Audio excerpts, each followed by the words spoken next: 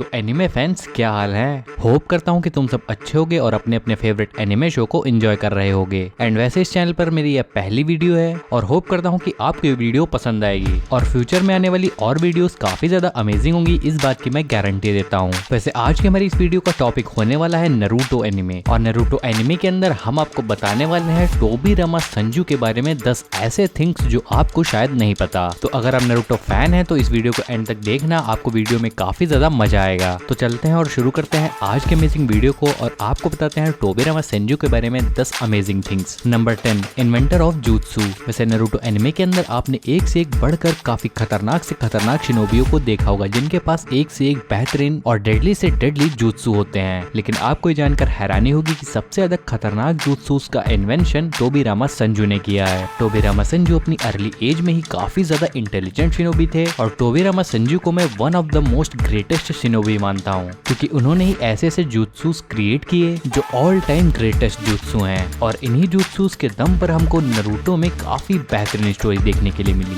टोबीरामा संजू ने shadow clone jutsu को create किया था, जिसमें आगे चलकर अपना नारुतो मास्टर होता है और इस jutsu का काफी ज्यादा मेन रोल होता है। इसके अलावा अगर जो हम बात करें सबसे बैडएस jutsu के बारे में, तो टोबीरामा संजू का सबसे बैडएस jutsu था टेलीपोर्टेशन, जिस jutsu का यूज उनके अलावा केवल एक ही बंदा कर सकता था और वो था मिनाटो नामिकाजे। एंड इसके बाद आता है टोबीरामा संजू का सबसे खतरनाक jutsu, जिसका नाम है इम्प्योर वर्ल्ड रिकार्नेशन, जिसको अगर सीधा सीधा बोले तो रीएनिमेशन jutsu। और मुझे इस jutsu के बारे में एक्सप्लेनेशन देने की तो बिल्कुल जरूरत नहीं है, क्योंकि जिन्होंने भी नारुतो एनिमे को देख रखा है उनको पता है कि ये jutsu कितना ज्यादा खतरनाक था और केवल इसी jutsu के दम पर क्या से क्या नहीं हो गया। चलते हैं टोबीरामा संजू के थिंग नंबर 9 की तरफ। तो Tobirama Senju one of the most progressive Hokage of all time थे। टोबीरामा संजू ने अपनी लीडरशिप में लीफ विलेज में काफी ज्यादा प्रोग्रेस की थी। टोबीरामा संजू ने लीफ विलेज में लीफ पुलिस को क्रिएट किया, कोनोहा निंजा एकेडमी की शुरुआत की, ओम्बू ब्लैक कॉप्स बनाया, चूनिन एग्जाम्स कराए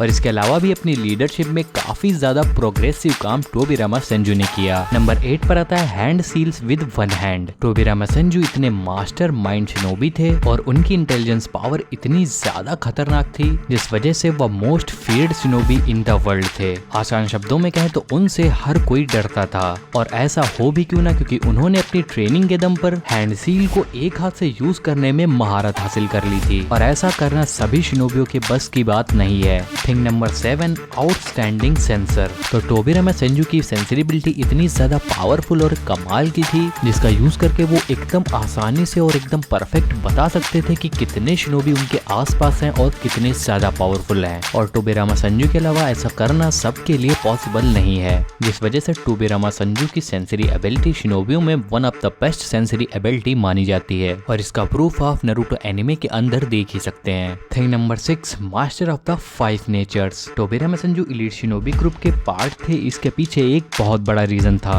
अपने बड़े भाई गॉड ऑफ शिनोबी कहे जाने वाले यानी हाशिरामा संजू के जैसे वो 5 नेचर्स का इस्तेमाल कर सकते थे, और 5 चक्रा नेचर्स में मास्टर होना किसी और शिनोबी के लिए आसान बात बिल्कुल भी नहीं है। और आपको एनिमे के अंदर ऐसे कुछ ही शिनोबीज देखने के लिए मिलेंगे जो 5 चक्रा नेचर्स का यूज करते हैं। Thing number 5, Madara's equal. Hashirama Senju के बाद टोबीरामा संजू एक ऐसे शिनोबी थे जो मादरा से 1-on-1 जीत सकते थे। मादरा से एज और एक्सपीरियंस में कम होने के बावजूद भी टोबीरामा संजू मादरा को हराने के लिए कैपेबल थे। Thing number 4, fastest shinobi. तो अगर आपने नारुतो एनिमे देखा है तो इस बात में तो जरा भी शक नहीं है कि वो फास्टेस्ट शिनोबी थे, क्योंकि वही थे स्पेस टाइम निंजुत्सु के क्रिएटर। आसान शब्दों में बोला जाए तो टेलीपोर्टेशन jutsu। और पूरी इंटायर नारुतो एनिमे सीरीज के अंदर इससे ज्यादा फास्टेस्ट कुछ भी नहीं है। इस टेक्निक को उन्होंने फ्लाइंग थंडर गॉड का नाम दिया था, और इसीलिए उनको फ्लाइंग थंडर ऑफ गॉड भी कहा जाता था। चलते हैं टोबीरामा संजू के थिंग नंबर 3 की तरफ। तो थिंग नंबर 3 में आता है उचिहा क्लैन। अब आप में से काफी लोगों को ये लगता होगा कि टोबीरामा संजू उचिहा क्लैन को पसंद नहीं करते थे। वैसे उचिहा क्लैन में होने वाले सेटिज्म को लेकर उन्होंने एक आइडिया निकाला, और इसके लिए उन्होंने लीफ पुलिस का क्रिएशन किया और लीफ पुलिस के अंदर उचिहा क्लैन के मेंबर्स को ज्वाइन कराया। लेकिन मुझे बताने की जरूरत नहीं है कि इसके बाद क्या हुआ था और उचिहा क्लैन क्या करना चाह रहा था, और ऐसा करने की वजह से टोबीरामा संजू को उचिहा क्लैन काफी ज्यादा हेट करता था, और इसके लिए टोबीरामा संजू को भी काफी ज्यादा हेट रेट झेलना पड़ा। Thing number 2, will of fire. अब टोबिरामा सेंजू की डेथ कैसे हुई थी, अगर आपने एनिमे को देखा है तो इसका मतलब आपको आसानी से समझ आ जाएगा। कोनोहा विलेज के फ्यूचर और अपने कॉमरेड्स को बचाने के लिए उन्होंने खुद को सेक्रीफाइस कर दिया था और कोनोहा विलेज के फ्यूचर के लिए वो खुद को सेक्रीफाइस करते वक्त विल ऑफ फायर की जिम्मेदारी न्यू शिनोबियों के कंधों पर दे जाते हैं। And thing number 1, best होकागे। अब इस बात में जरा सा भी डाउट नहीं है कि टोबिरामा सेंजू बेस्ट होकागे थे हिडन लीफ की हिस्ट्री में। टोबिरामा सेंजू की गाइडेंस के अंदर लीफ विलेज ऐसा विलेज था जो सबसे पावरफुल बना था और अदर किसी विलेज से लीफ के पास काफी ज्यादा पावर्स थी। खुद को सेक्रीफाइस करते हुए हिरोजन सारुटोबी को उन्होंने होकागे बनाया था, जो कि होकागे की ड्यूटी निभाने के लिए एकदम वर्दी थे। और इस वीडियो के अंदर जितने भी थिंग्स मैंने टोबिरामा सेंजू के बारे में बताए हैं उन सभी थिंग्स की वजह से वो one of the legendary figures in shinobi history में आते हैं। तो ये थी मेरे चैनल की पहली वीडियो जिसके अंदर मैंने आपको बताया टोबिरामा सेंजू के बारे में 10 थिंग्स। आई होप आपको सारे थिंग्स अच्छे लगे होंगे और आपको ये वीडियो पसंद आया होगा। और अगर आप ऐसे ही और अमेजिंग वीडियोस देखना चाहते हैं तो आप हमारे चैनल को सब्सक्राइब कर सकते हैं। एंड इसके अलावा आपको अदर किसी टॉपिक पर या अदर किसी एनिमे पर वीडियो चाहिए तो आप हमें कमेंट करके बता सकते हैं। तो मिलते हैं नेक्स्ट वीडियो में और भी अमेजिंग टॉपिक के साथ।